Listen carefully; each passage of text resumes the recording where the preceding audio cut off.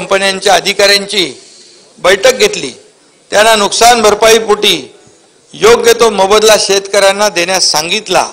त्यामुळे या खरीपामध्ये झालेल्या नुकसानीपोटी विमा कंपन्यांकडून 2121 कोटी इतकी नुकसान भरपाई मंजूर करण्यात आली आहे अग्रिम. आणि त्यापोटी कंपन्यांकडून 1217 कोटी एवढी रक्कम अग्रिम वाटप झाली. 25% अग्रिम वाटप झालेली आहे. त्यामुळे शेतकऱ्यांना मोठा दिलासा मिळालेला आहे. विजय भाऊ मगाशी म्हणाले की तिकडे पीक विम्यामध्ये जी आहे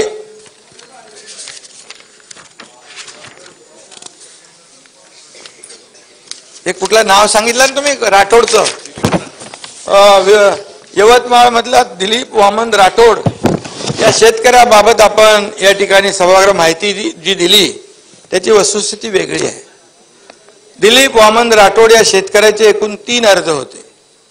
विरोधी पक्ष नेत्यांचा आक्षेप होता की किमान 1000 रुपये पीक विमा मिळाला पाहिजे आणि शासनाची तशीच घोषणा आहे, तसाच निर्णय आहे. या शेतकऱ्याला फक्त 53 रुपये मिळाले आपण असं म्हटलंय. त्याचा तक्ता माझ्याकडे आहे. त्यामध्ये त्याच्या अन्य एकूण ही जी रक्कम आहे त्याच्या एका खात्यातली आहे, पण त्याच्या अन्य 5 खात्यात मिळून या शेतकऱ्याच्या खात्यावर 1583 रुपये इतका पीक विमा मिळालेला आहे. त्याला त्याचे 1583, तुम्ही 53 रुपये म्हणाले ना, तर 1583 रुपये मिळालेत. त्याचा बँकची डिटेल माझ्याकडे आहे. त्यामुळे तो सिक्युरिटी तुम्ही म्हणाला होता की 53 रुपये सांभाळायला सिक्युरिटी द्या. त्यामुळे ती वस्तुस्थिती नाहीये. आपल्याला कोणी ब्रीफिंग केलं ते चुकीचं आहे. त्यामुळे आपण विरोधी पक्षनेता म्हणून 1583 रुपये मिळाले आणि त्यामुळे तुम्ही सभागृहामध्ये माहिती देताना वस्तुनिष्ठ दिली पाहिजे. कारण तुमच्यावर आम्ही विश्वास ठेवतो, सभागृह विश्वास ठेवतो आपल्या सदस्यांवर. त्यामुळे तुम्ही नंतर बोला ना. नाही विरोधी पक्ष नेते बसा. नाही सर्वप्रथम एक मिनिट नाही बसा, थांबा बसा. बिलकुल नाही, त्यांचा रिप्लाय होऊ दे. ऐका, ही अल्पकालीन चर्चा आहे. बँकेचं स्टेटमेंट ही अल्पकालीन चर्चा आहे आणि त्याचे नियम जे आहेत ते आपल्या पायाला लागतील. आपण बोला. असं नाही होऊ दे, असं नाही होऊ दे. बसा बसा बसा बसा. या ठिकाणी आपण सांगितलं की 1217 कोटी 25% अग्रिम शेतकऱ्यांच्या खात्यात जमा झाले. आपण तपासू शकता. ही वस्तुस्थिती आहे. आणि त्यामुळे नुकसान भरपाई नाकारलेल्या विमा कंपन्या केंद्राकडे धाव घेता. आपल्याकडे तर त्यांचे आपण निकालात काढतो अपील, पण त्याची अपील निकालात काढून तात्काळ शेतकऱ्यांना दिलासा मिळाला पाहिजे अशा प्रकारचं पत्र आणि विनंती आम्ही केंद्र सरकारला पण केलेली आहे. ठिबक सिंचन व तुषार सिंचनासाठी पर ड्रॉप मोर क्रॉप या योजनेत एकूण 659 कोटींचा निधी आपण दिलेला आहे. मुख्यमंत्री शाश्वत कृषी सिंचन योजनेत एकूण 643 कोटींचा निधी दिला आहे. कृषी यांत्रिकीकरण योजनेत 654 कोटींचा निधी अध्यक्ष महोदय आपण वितरित केलेला आहे.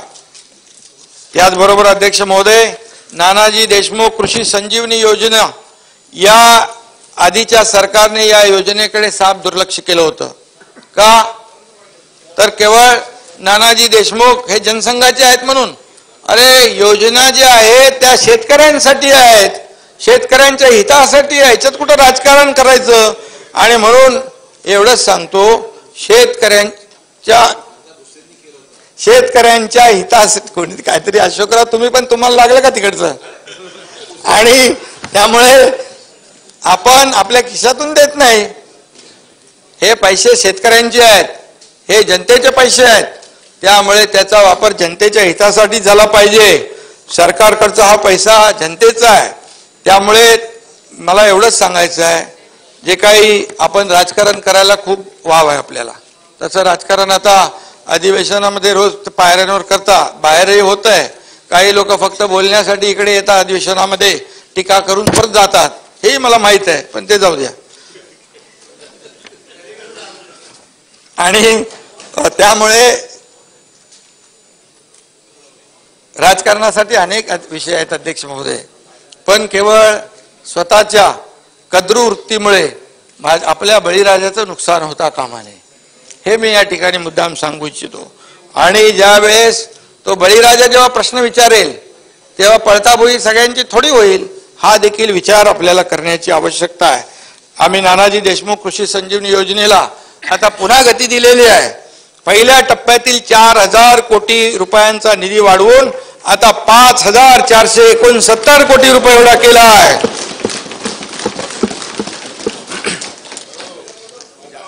सोळा जिल्ह्यामध्ये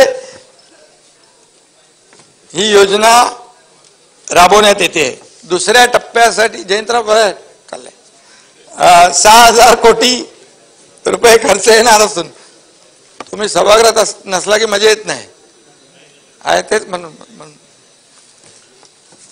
खर्च येणार असून पहिल्या टप्प्यातील 16 जिल्ह्यांसह विदर्भातील नागपूर, भंडारा, गोंदिया, चंद्रपूर आणि गडचिरोली अशा एकूण 21 जिल्ह्यामध्ये प्रकल्पाचा दुसरा टप्पा आपण राबवतोय. हिंदुहृदय सम्राट बाळासाहेब ठाकरे कृषी व्यवसाय व ग्रामीण परिवर्तन प्रकल्पासाठी 344 कोटीचा निधी आपण दिलाय. अशा प्रकारे केवळ कृषी विभागाच्या प्रमुख योजनांच्या माध्यमातून शेतकऱ्यांना जुलै 2022 पासून तब्बल 15,040 कोटींचा लाभ आपल्या सरकारने दिलेला आहे. 22 जुलै 2022 पासून. शेतकरी हा विषय फक्त कृषी खात्याशी संबंधित नाही, तर अनेक खात्यांशी त्यात समन्वय साधून बळीराजाला आपल्याला जेवढी जास्तीत जास्त मदत करता येईल त्याला सर्वतोपरी शाश्वत मदत करण्याचा आमच्या सरकारचा प्रयत्न आहे. शेतकऱ्यांना नुकसान भरपाई देण्याबरोबरच नुकसान झालं तर ते पुन्हा उभे राहावेत, त्यांची शेती शाश्वत व्हावी यासाठी देखील आमच्या सरकारने आपल्या सरकारने अनेक प्रकल्प हाती घेतलेले आहेत. महाराष्ट्रात प्रथमच कांद्याची महाबँक, आता त्याचं काकोडकर साहेब आणि ते आपले अणु ऊर्जाचे आयोगाचे अध्यक्ष मोहंती यांच्याबरोबर एक VC वर बैठक झाली. कांद्याची महाबँक आपण स्थापन केली आणि ज्येष्ठ अणुशास्त्रज्ञ डॉक्टर अनिल काकोडकर हे त्यासाठी मदत करतायत. न्यूक्लिअर तंत्रज्ञानाचा वापर करून कांदा इरॅडिशनचा हा पथदर्शी प्रकल्प जो आहे हा कांदा उत्पादकांच्या समस्येवर कायमस्वरूपी उपाय ठरेल अशा प्रकारचा आपल्या सरकारचा प्रयत्न आहे. त्यांनी तिथे सॅम्पल पण दाखवले. आता तुम्ही बघितले ना, म्हणजे 6 महिने 8 महिने झालेले कांदे, 8 महिन्यामध्ये कोंबणे फुटला विजयराव, एकदम तसेच्या तसे कांदे आणि बटाटे. म्हणजे शेतकऱ्यांसाठी एक क्रांतिकारक निर्णय आपल्या सरकारने घेतला आहे हा आणि ऐतिहासिक निर्णय आहे. समृद्धी महामार्गालगत आपण 13 कृषी समृद्धी केंद्राच्या उभारणीचं काम सुरू केलेलं आहे. त्याचबरोबर कांदा निर्यातीबाबत केंद्रीय वाणिज्य मंत्री पियुष गोयल यांच्याशी देखील आमची चर्चा झाली. कांद्याच्या बाबतीत जे काय प्रश्न आहेत त्याचाही तोडगा नक्की निघेल असा विश्वास आहे. राज्य सरकारच्या विविध घटकांसाठी अनेक योजना असतात, अनेक निर्णय आपल्या सरकारने घेतलेले आहेत, पूर्वीच्या सरकारने देखील घेतले होते, पण या योजनांचा लाभ प्रत्येकापर्यंत पोहोचत नाही ही वस्तुस्थिती आहे. सरकारी कार्यालयामध्ये अनेक वेळा चक्रा मारणं, खेट मारणं आणि सातत्याने त्याचा पाठपुरावा करणं आणि त्यामुळे सामान्य माणूस चक्रा मारून हताश होऊन जातो आणि ते लाभही सोडून देतो. आणि म्हणून या ठिकाणी शासकीय योजनांचा लाभ जो आहे प्रत्येक लाभार्थीला मिळाला पाहिजे यासाठी आम्ही शासन आपल्या दारी हा देखील एक प्रयोग सुरू केलेला आहे. या योजनेला लोकांचा उत्स्फूर्ताचा प्रतिसाद देखील मिळतोय. आतापर्यंतच्या अध्यक्ष महोदय 20 कार्यक्रमामधून तब्बल 2.25 कोटी लाभार्थ्यांना या मोहिमेच्या अंतर्गत विविध योजनांचा लाभ मिळाला आहे. 2.25 कोटी.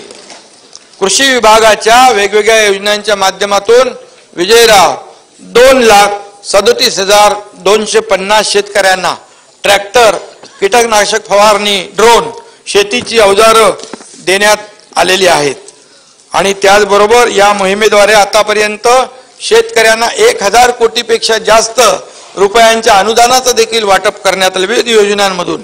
यात सुमारे 28,000 शेतकऱ्यांना ट्रॅक्टरचं देखील वाटप झालेलं आहे. आणि म्हणून अत्याधुनिक तंत्रज्ञानाद्वारे पिकावरील फवारणीसाठी ड्रोनचा वापर आता वाढू लागलाय. त्याचं देखील आम्ही एक शासन आपल्या दारीमध्ये कार्यक्रमात गेलो, ते स्वतः आम्हाला तो ड्रोन त्या ठिकाणी दाखवला, त्याचं प्रात्यक्षिकही दाखवलं. आणि म्हणून अशा ड्रोनचंही वाटप शासन आपल्या दारीच्या माध्यमातून केलं जात आहे. अध्यक्ष महोदय, छत्रपती शिवाजी महाराज शेतकरी सन्मान योजना जी आपल्या काळात होती है ना देवेंद्रजी, 2017 मध्ये देवेंद्रजींनी त्यांच्या काळात, मी होतो सरकारमध्ये, आपल्या सरकारमध्ये,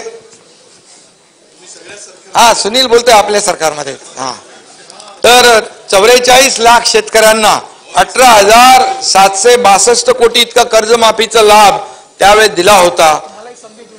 परंतु सॉफ्टवेअर मध्ये त्रुटी निर्माण झाल्याने 6,56,000 शेतकरी कर्जमाफीपासून वंचित राहिले होते. या 6,56,000 शेतकऱ्यांना कर्जमाफी जी आहे ती वंचित राहिले होते. ही देखील खरं म्हणजे ही वास्तविक या आधीच्या सरकारने, महाविकास आघाडी सरकारने जे राहिलेले जे 6,56,000 शेतकऱ्यांना पैसे द्यायला पाहिजे होते. अरे सरकार गेलं ना. आणि त्यामुळे खरं म्हणजे या योजनेमध्ये तत्कालीन सरकारच्या कानापर्यंत किंवा कानावर जाऊन सुद्धा कानाडोळा झाला असेल, कानाडोळा केला असेल. परंतु अध्यक्ष महोदय, मी या ठिकाणी सांगू इच्छितो, मी या ठिकाणी त्याबाबत घोषणा करू इच्छितो की 6,56,000 वंचित शेतकऱ्यांना ते पैसे आम्ही देणार.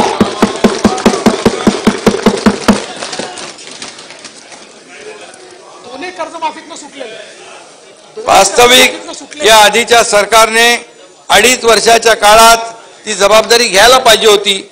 परंतु तुमच्या काळात मी माहिती घेतली, डीबीटी पोर्टल बंद होते.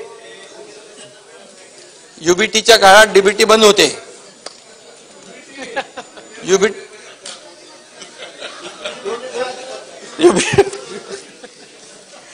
समजून घ्या ना, समजून घ्या.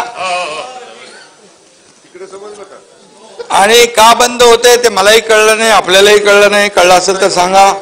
पण एकच आहे, मी आणि आमचे दोन्ही उपमुख्यमंत्री राज्यभरात फिरतो, त्यामुळे हा प्रश्न आम्हाला समजला आणि आम्ही त्याची सोडवणूक करण्याचा निर्णय देखील अध्यक्ष महोदय घेतलेला आहे. मला वाटतं आपण इग्नोर करणं, टाळणं हा आमचा पिंड नाही. आणि जे शेतकरी वंचित आहेत त्यांना त्याची पूर्ण पडताळणी करून त्यांना मदत दिली जाईल. आणि म्हणून मी एवढंच सांगतो, जेव्हा आपण मैदानात म्हणजे आपण शेतीवर जातो, बांधावर जातो, तेव्हा हे शेतकरी सांगतात आमचे तेव्हाचे पैसे बाकी आहेत, या दुसऱ्या कर्जमाफीचे पैसे बाकी आहेत. ते आम्ही चुकवतो, बिलकुल चुकवतो. आणि म्हणूनच आपल्याला सांगतो, महात्मा ज्योतिराव फुले शेतकरी विजयराव कर्जमुक्ती योजना 2019 मध्ये नियमित कर्जफेड करणाऱ्या शेतकऱ्यांना प्रोत्साहनपर 50,000 रुपये देण्याचा निर्णय झाला होता. बरोबर आहे, 50,000 रुपये निर्णय देण्याचा मागच्या सरकारने घोषणा केली. परंतु अध्यक्ष महोदय, त्यासाठी तरतूदच केली नव्हती. ती तरतूद आम्ही GR काढून या ठिकाणी, हे दादा नाही, ऐका ऐका ऐका ऐका, रिप्लाय होऊ दे. अरे रिप्लाय होऊ दे, रिप्लाय होऊ दे, रिप्लाय होऊ दे. नाही, ऐका ऐका, मला त्यांचं ऐका, सगळं स्पष्टीकरण मिळणार. दादांनी अजित विजयराव, अजित दादा तेव्हा काय राज्याचे प्रमुख नव्हते, तरी सुद्धा त्यांनी तो प्रस्ताव पुढे नेला होता 50,000 रुपये देण्याचा. परंतु तो मुख्यमंत्र्यांनी तो थांबून टाकला आणि 50,000 रुपये, 50,000. बसा, असं नाही, बसा. रिप्लाय नाही, रिप्लाय होऊ दे. अध्यक्ष महोदय, तो शेतकऱ्यांचा अन्याय सहन झाल्यामुळे दादा इकडे आले. आणि म्हणून दादा कधी अन्याय सहन करत नाही, ते आपण सगळ्यांनी बघितलं. आता चला पुढे. अरे बाबा, जयंतराव, दादानी तो प्रस्ताव पुढे नेला होता. परंतु शेवटी कोणाच्या हातात असतं. त्यामुळे त्यांना शेतकऱ्यांचा अन्याय सहन नाही झाला म्हणून तिकडे आले. आणि म्हणून त्यामुळे अध्यक्ष महोदय ही आम्ही 2017 राहिलेले देखील हे देतोय आणि 50,000 जे आहेत जे नियमित कर्जफेड करणारे शेतकरी जे आहेत त्यांचे पैसे आम्ही त्याची पूर्तता करतोय तेही वाटतोय. म्हणजे हे देखील मी या ठिकाणी सभागृहाला सांगू इच्छितो. म्हणजे आश्वासनं देऊन आणि त्याला शेतकऱ्यांच्या तोंडाला पानं पुसवायची, त्याला झुलवत ठेवायचं, बोलाचीच कडी बोलाचाच भात, हे आम्ही कधी केलं नाही, करणार नाही. दिले काही दिले ना 50,000 रुपये. आणि त्याला ऐका नियमित कर्जफेड करणाऱ्या शेतकऱ्यांना अनुदान देण्यास सुरुवात आम्ही केली. ऐका ना, ऐकलं तर बोलणार. आतापर्यंत 14,31,000 शेतकऱ्यांच्या बँक खात्यामध्ये सुमारे 5,190 कोटी रुपये जमा केले आणि उरलेत ते पण देणार. जे बघा तुमच्याकडे कोणी असतील तर तुम्ही सांगा, त्याला लगेच आम्ही देऊन टाकू चेक फाडून. डीबीटी केंद्र सरकारने बाबा सुनील, अरे इथं माझ्याकडे आकडे आहेत सुनील, तुझ्याकडे तिकडे मोखाड्याला कोण असेल शेतकरी डिस्टर्ब करू नका. अध्यक्ष महोदय, केंद्र सरकारने प्रथम केंद्रात सहकार विभागाची निर्मिती केली. केंद्रीय गृहमंत्री अमित शाह साहेबांनी या खात्याचा कार्यभार हाती घेतलेला आहे आणि आमच्या विनंतीला मान देत महाराष्ट्रातील साखर कारखान्यांचा प्राप्ती कर माफ करण्याचा निर्णय केंद्र सरकारने घेतला. तो 10,000 कोटी रुपये. हे देखील ऐतिहासिक निर्णय झालेला आहे. तुम्ही म्हणता दिल्लीला कशाला जाता, याच्यासाठी जातो आम्ही, शेतकऱ्यांना मिळवून देण्यासाठी, लाभ मिळवून देण्यासाठी. त्यामुळे यामुळे जवळपास 10,000 कोटींचा दिलासा राज्यातल्या सहकारी कारखान्याला मिळालेला आहे. जयंतराव बरोबर आहे ना? बरोबर आहे, मान्य आहे. आणि त्यांनी सहकार से समृद्धी हा मंत्र वास्तवात आणण्यासाठी त्यांनी प्रयत्न सुरू केलेले आहेत. अध्यक्ष महोदय, राज्यातल्या 12,000 पॅक्स म्हणजे प्राथमिक कृषी पतसंस्थांचं संगणकीकरण करून त्याचं सक्षमीकरण देखील आपण करतोय अध्यक्ष महोदय. आणि म्हणून या ठिकाणी आमच्या दिल्ली दौऱ्यावर सातत्याने मगाशी म्हटल्याप्रमाणे टीका होते, सभागृहात नाही बाहेर होते. आणि हे सगळं जे आहे आम्ही जे जातो त्या जनतेच्या भल्याचे जे प्रकल्प आहेत ते मार्गी लावण्यासाठी जातो, केंद्राकडून निधी मिळवण्यासाठी जातो. आपल्याला जयंतराव मी सांगतो की नगर विकास विभाग असेल, इरिगेशन असेल, इतर विभाग असतील, याचे प्रस्ताव मी पाठवतो. एकही रुपया कट न करता सगळा प्रस्ताव मंजूर होतो. यासाठी आम्ही जातो केंद्राकडे, दिल्लीकडे. आणि खाजगी कामं घेऊन आम्ही दिल्लीला कधी जात नाही. का हो दादा? बरोबर आहे. अजित दादा आणि अशोकराव चव्हाण इकडे आहेत. तुम्हाला बाहेर बसून बंद दाराआड चर्चा आम्ही करत नाही.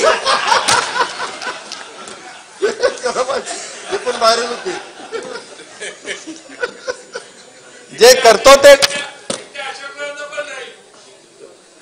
अरे बाबा कसं आहे, आता ते जाऊ दे, ते गुप्त बाब आहे. आणि ती आता इथे सांगणं बरोबर नाही ना, सांगायची ना.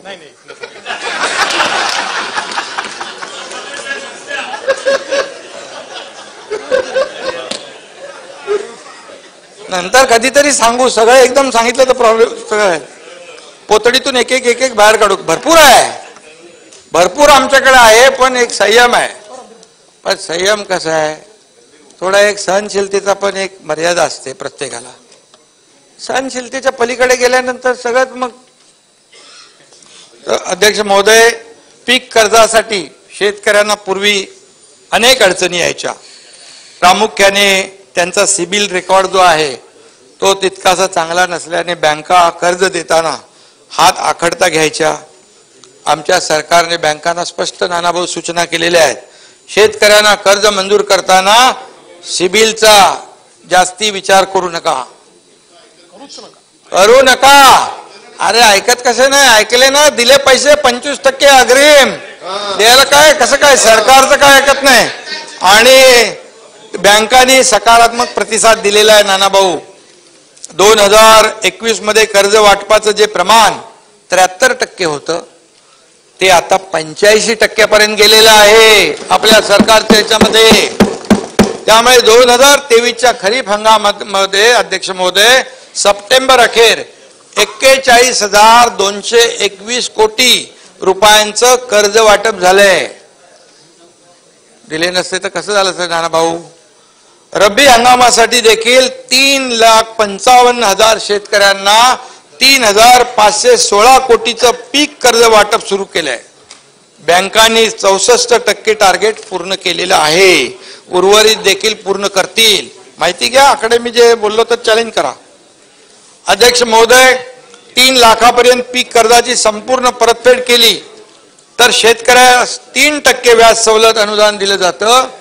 अध्यक्ष महोदय, या वर्षासाठी 72 कोटी खर्च यासाठी करण्यात येणार आहे. अटल अर्थसहाय्य योजनेस मुदतवाढ आम्ही दिलेली आहे. 428 प्रस्तावांना कर्ज आणि अनुदान देणार आहोत. त्यासाठी 72 कोटी 42 लाख रुपयांच्या निधीला मान्यता या ठिकाणी दिली आहे.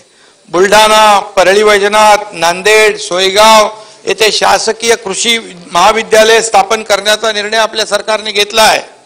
नागपूर येथे शेती व कृषी उद्योग आणि कृषी संलग्न उद्योगासाठी आंतरराष्ट्रीय कृषी सुविधा केंद्र या ठिकाणी स्थापन करण्याचा देखील आमच्या सरकारने निर्णय घेतलेला आहे.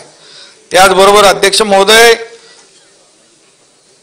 मागच्या यापूर्वीच्या सरकारने 2.5 वर्षामध्ये सिंचन प्रकल्पांना सुधारित प्रशासकीय मान्यता देताना हात आखडता घेतला होता. हाताच्या सुप्रमा आपण किती सुप्रमा देतो म्हणजे आपली पॉलिसी पॅरालिसिस झालं होतं. आपल्या सरकारने, आमच्या शासनाने 1.5 वर्षात 65 प्रकल्पांना तब्बल 66,000 कोटींच्या सुधारित प्रशासकीय मान्यता दिल्यामुळे सिंचन प्रकल्प जे आहेत मार्गी लागत आहेत. आणि त्यामुळे सिंचनाचा उर्वरित अनुशेष जो आहे केवळ अमरावती विभागात आहे, तो या सुधारित प्रशासकीय मान्यता मिळाल्यामुळे पूर्णपणे भरून निघेल. यामुळे जे आम्ही 65 प्रकल्प, विविध प्रकल्पांना सुधारित प्रशासकीय मान्यता दिली, त्यामुळे 10 लाख हेक्टर क्षेत्र ओलिताखाली येणार आहे. 10 लाख हेक्टर क्षेत्र, 10 लाख हा शेतकऱ्यांना मदतीचा मोठा भाग आहे. यामुळे राज्याच्या रब्बीच्या क्षेत्रातही वाढ होईल आणि अन्नधान्य उत्पादनातही वाढ होईल. प्रधानमंत्री कृषी सिंचाई योजनेअंतर्गत अध्यक्ष महोदय मार्च 2023 अखेर 10 प्रकल्प जे आहेत ते पूर्ण झालेत. जून 2025 पर्यंत उर्वरित 17 प्रकल्प पूर्ण होतील आणि यासाठी 2,990 कोटी रुपयाची तरतूद सरकारने केलेली आहे. अध्यक्ष महोदय, सगळ्यात महत्वाचं म्हणजे मराठवाडा वॉटर ग्रीड सारखा महत्वाकांक्षी आणि अत्यंत महत्वाचा प्रकल्प मागच्या सरकारने केवळ द्वेषापोटी भासणात गुंडाळून ठेवला, तो रद्द केला. त्या प्रकल्पाचं देखील आम्ही दोघंच होतो त्यावेळेस, आपण शपथविधी घेतली तेव्हा कॅबिनेटला, मला वाटतं पहिल्याच दिवशी केला आपण. आणि या प्रकल्पाचं पुनरुज्जीवन करण्याचा निर्णय आम्ही घेतला, आमच्या सरकारने घेतला. या योजनेसाठी देखील केंद्राने अर्थसहाय्य करावं यासाठी आम्ही आदरणीय प्रधानमंत्री महोदयांना विनंती केली आहे आणि त्याचा पाठपुरावा आम्ही करतोय. नक्की खात्री आहे की आम्हाला यामध्ये यश येईल. याचबरोबर अध्यक्ष महोदय, कोरोना नंतर लंपीमुळे देखील राज्यातील पशुधनाचं मोठं नुकसान झालं. मरण पावलेल्या विखे पाटील इकडे आहेत पशूंच्या मालकांना एकूण 91 कोटी 76 लाख रुपयांची मदत आमच्या सरकारने केलेली आहे. 91 कोटी 76 लाख रुपये. तर इतर योजनांकरता देखील चालू वर्षी 242 कोटी 92 लाखांची तरतूद केलेली आहे. अध्यक्ष महोदय, त्याचबरोबर बांगलादेशने संत्र्याच्या आयातीवर 40% आयात शुल्क लावल्याने आपल्याकडचा संत्रा उत्पादक शेतकरी अडचणीत आला, निर्यातदार, आणि त्याची अडचण दूर करण्यासाठी सरकारने निर्यातीसाठी 139 कोटी रुपयाचं अनुदान मंजूर केलं संत्रा उत्पादकाला. कांदा निर्यातीवर निर्बंध आल्याने कांद्याचे भाव घसरले, त्यामुळे कांदा उत्पादकांना दिलासा देण्यासाठी आमच्या सरकारने 350 रुपये क्विंटल दराने अनुदान मंजूर केलं. 851 कोटींचं अनुदान त्यांना आपण देतोय. ऐतिहासिक आहे. कधी काही अगोदर कधी असा निर्णय झाला नव्हता. पहिल्यांदा हा क्रांतिकारी निर्णय आहे. अध्यक्ष महोदय, मार्च 2023 ते जून 2023 या कालावधीमध्ये हमी भावाने 4124 कोटींचा हरभरा सरकारने खरेदी केला. त्याचा लाभ 3,92,000 शेतकऱ्यांना मिळाला आणि एकूण 77,31,000 क्विंटल हरभरा खरेदी करण्यात आलाय. अध्यक्ष महोदय, या खरीप हंगामामध्ये 1,86,00,000 क्विंटल धान व इतर भरड धान्य खरेदी या ठिकाणी केलेला आहे. त्याकरिता अध्यक्ष महोदय 3,800 कोटी इतकी रक्कम 5,06,000 शेतकऱ्यांना दिलेली आहे. त्यामुळे हा देखील एक चांगला निर्णय आपण घेतला आहे. अध्यक्ष महोदय, शेतीच्या शाश्वत प्रगतीसाठी काही महत्वाच्या योजनांना देखील सरकारने वेग दिलेला आहे, गती दिलेली आहे. आणि गतिमान सरकार आहे, निर्णय घेणारं सरकार आहे, पॉझिटिव्ह आहे, प्रॅक्टिकल आहे. थोरात साहेब बरोबर आहे ना? तर त्याने मान्य आहे. खरं ते असं दुसऱ्यासारखे हे करत नाही, खऱ्याला खरं सांगतो. नदीजोड प्रकल्प आणि जलयुक्त शिवारचा दुसरा टप्पा राबवून महाराष्ट्राला दुष्काळ मुक्त देखील सरकार प्रयत्नशील आहे. मला वाटतं तेव्हा देवेंद्रजी मुख्यमंत्री होते, जलयुक्त शिवार योजना सुरू झाली, वॉटर लेवल वाढू लागली, टेबल वाढू लागला, लोकांना बोरिंगला विहिरींना पाणी वाढू लागलं आणि शेतकऱ्यांना त्याचा फायदा होऊ लागला. आणि अशा परिस्थितीमध्ये या त्यांच्या संकल्पनेतून पहिल्या टप्प्यात या ठिकाणी चांगलं यश मिळालं, शेतकऱ्यांना त्याचा फायदा झाला. केंद्राने देखील मला वाटतं आपला मॉडेल प्रशंसा केली जलयुक्त शिवार योजनेची, परंतु केंद्राच्या अहवालात महाराष्ट्र नंबर 1 ला आला जलयुक्त शिवार योजनामध्ये. परंतु शेतकऱ्यांच्या हिताची नाही ना, फॉरेन डायरेक्ट इन्व्हेस्टमेंट बाकी सगळ्यामध्ये आहे पहिला नंबर, स्टार्टअप मध्ये नंबर 1 आहे. योजना महाआघाडी सरकारने केवळ आकसापोटी कोत्या मनोवृत्तीने बंद केली, हे देखील दुर्दैव आहे. पण ते आम्ही सरकारमध्ये आल्यानंतर ताबडतोब सुरू केली आणि त्याचं आता काम सुरू झालेलं आहे. दुसरा टप्पा 5,500 गावामध्ये आपण सुरू केला आहे. 4,500 कोटी खर्चून 1,57,142 कामं आपण हाती घेतलेली आहेत. यंदाच्या वर्षासाठी 545 कोटीची तरतूदही केली आहे. परवाच गेल्याच आठवड्यात आर्ट ऑफ लिव्हिंगच्या संस्थेबरोबर आपले श्री रविशंकर यांच्याबरोबर सामंजस्य करार देखील या ठिकाणी केला. ते 24 जिल्ह्यामध्ये काम करणार आहेत. मालगुजारी तलाव ते साठी मराठवाडा आणि विदर्भ मिळून 2,398 तलावांची दुरुस्ती आणि पुनरुज्जीवन जे आहे ते देखील त्या माध्यमातून केलं जाणार आहे. जलयुक्त शिवार योजनेसाठी नाना पाटेकर आणि ते अनासपुरे नाम फाउंडेशन देखील काम करत आहे. आमिर खानचं पाणी फाउंडेशन देखील काम करत आहे आणि दुसऱ्या टप्प्यासाठी आम्ही त्यांची नक्की मदत घेऊ. आणि या ठिकाणी मी आवर्जून सांगतो, ठाण्यामध्ये देखील एक 88 वर्षाचे आनंद भागवत आहेत, ते आजही जिल्ह्यामध्ये खेड्यापाड्यात वाड्या वस्त्यांवर या ठिकाणी वसुंधरा संस्थेच्या माध्यमातून एवढं वय असताना देखील आज ते जे काम करतायत त्यांच्या माध्यमातून देखील जलसंवर्धन, बंधारे, जल चळवळ यामध्ये ते सहभागी होत आहेत. शासन म्हणून आम्ही अशा संस्थांना पूर्ण मदत करू. शेवटी शेतकऱ्यांसाठी ते करतायत. आणि म्हणून अध्यक्ष महोदय, दमनगंगा पिंजाळ, कोकण ते गोदावरी खोरे, कोकण ते तापी खोरे, वैनगंगा, नळगंगा, तापी महाकाय पुनर्भरण असे अनेक नदीजोड प्रकल्प देखील आहेत.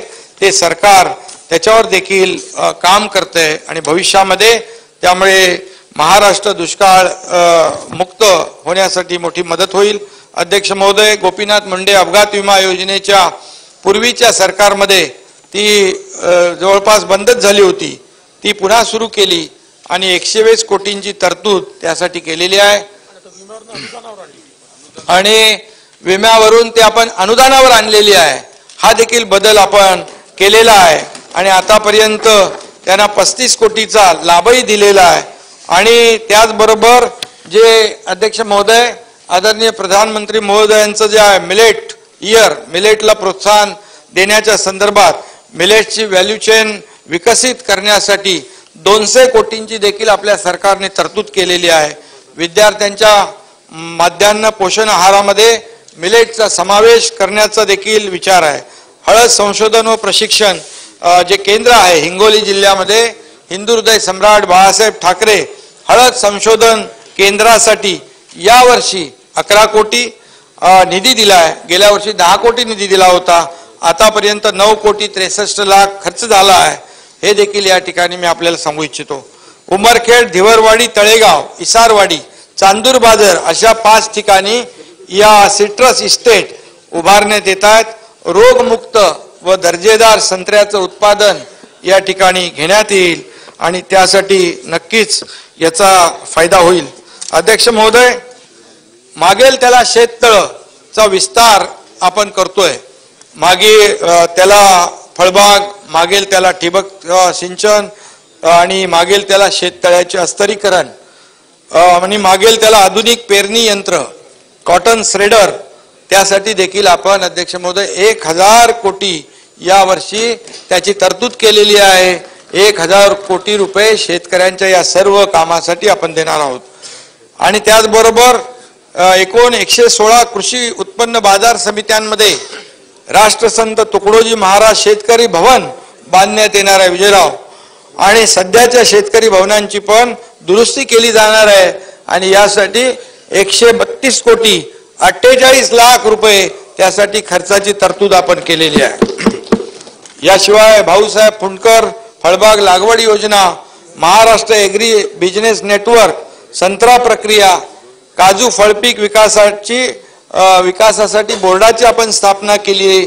कृषी पंप वीज जोडणी, मुख्यमंत्री सौर कृषी वाहिनी, अटल सौर कृषी पंप, उपसा जलसिंचन योजनेत वीज सवलत, वीज मनोरे उभारण्यासाठी जमीन मोबदला आदी योजना प्रभावीरित्या राबवून शेतकऱ्याला आर्थिक स्थैर्य देण्याची देखील आपला देण्याचा प्रयत्न आहे. आपण 50,000 रुपये एकच देतो ना सोलरसाठी.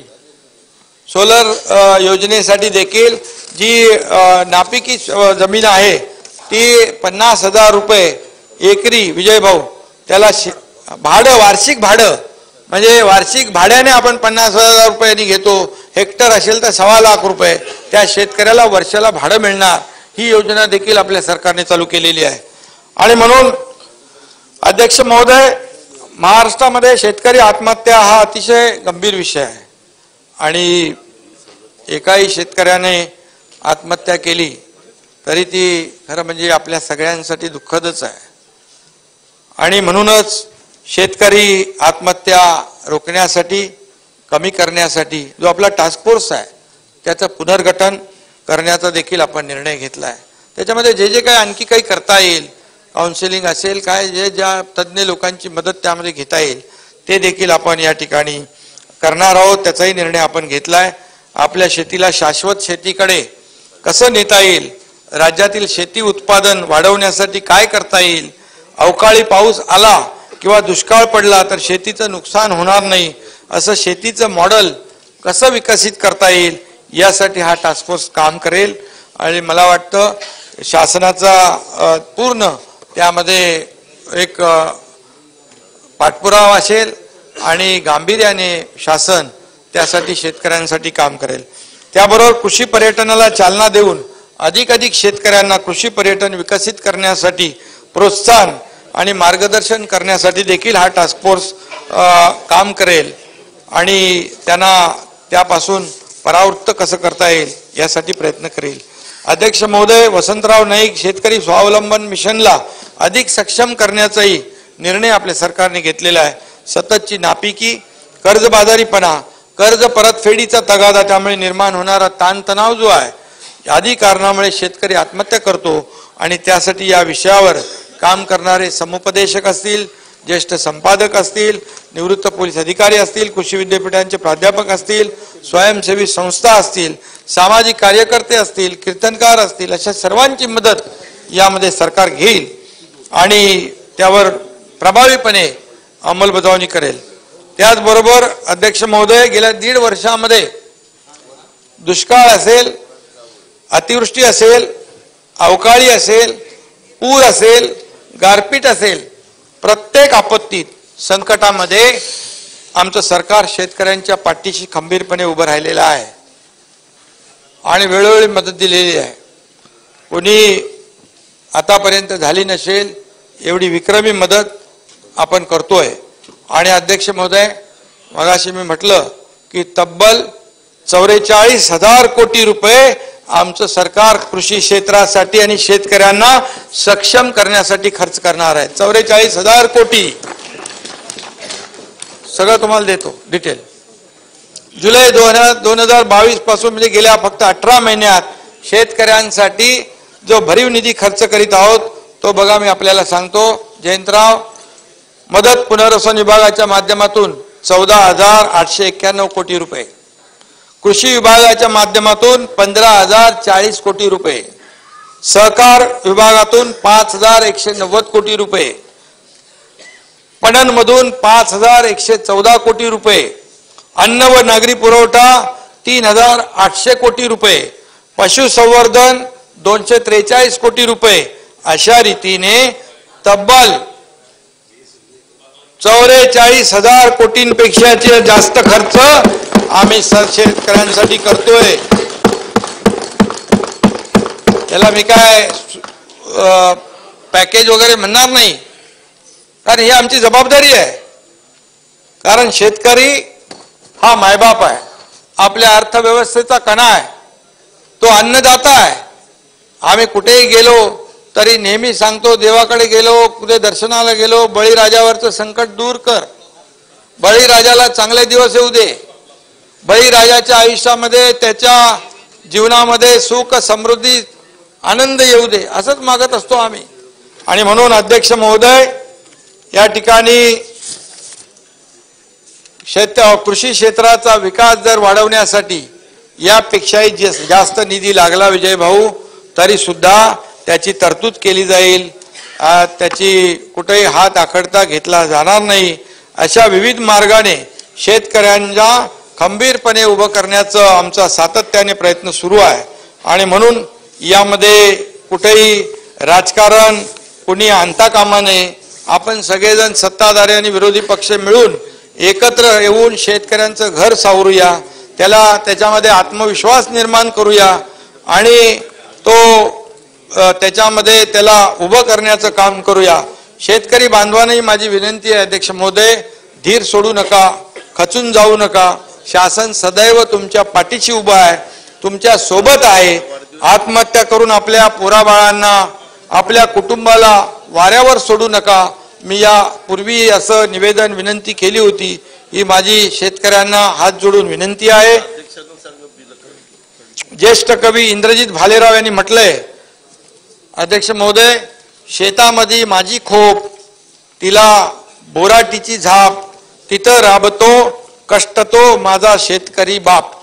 अध्यक्ष महोदय, असं आमचं राबणाऱ्या कष्टकरी शेतकऱ्याचं सरकार आहे आणि या ठिकाणी आपल्याला एकच सांगतो की विदर्भामध्ये अधिवेशन आहे, धानाचा बोनसचा विषय बाकी आहे, मला विजयरावचं लक्ष आहे आणि यामध्ये अध्यक्ष महोदय 22-23 मध्ये प्रति हेक्टरी अध्यक्ष महोदय 15,000 रुपयाप्रमाणे धानाचा, विजयराव ऐकताय का? ओ विजयराव,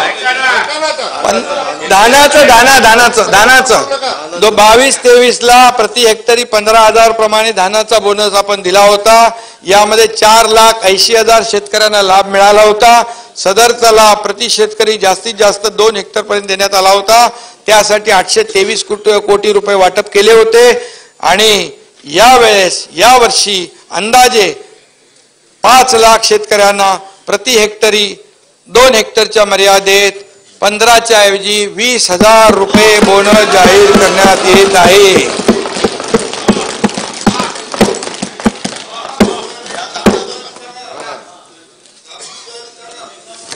त्यामुळे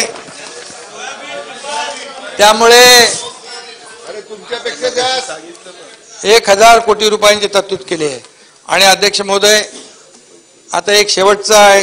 कोकणातले लोक पण आपले आहेत, तिकडे आहेत. कोकणामधले विशिष्ट परिस्थिती व आव्हाने विचारात घेता या पूर्ण क्षेत्राचा एकत्रित विकास होणं गरजेचं आहे. अध्यक्ष महोदय, त्याकरिता संपूर्ण क्षेत्राचं नियोजन केल्यास सिंचन, उद्योग, पर्यटन, मत्स्यव्यवसाय, बंदरे विकास व दळणवळण अशा क्षेत्रांचा एकात्मिक विकास प्रभावीपणे होऊ शकतो. आणि याकरता कोकणामध्ये काम करणाऱ्या सर्व यंत्रणांच्या कामामध्ये सुसूत्रता आली पाहिजे. यासाठी कोकण क्षेत्र विकास प्राधिकरण स्थापण्याचा निर्णय सरकारने घेतला आहे. आणि या पुरवणी मागण्यामध्ये 500 कोटी रुपयांची तरतूद त्यासाठी केलेली आहे. या व्यतिरिक्त जलसंपदा, जलसंधारण, MMRDA, MIDC, MSRDC, MTDC, maritime board, कृषी विद्यापीठ या सर्व शासकीय महामंडळ आणि संस्था यांचा निधी एकत्रित संकल्पनेतून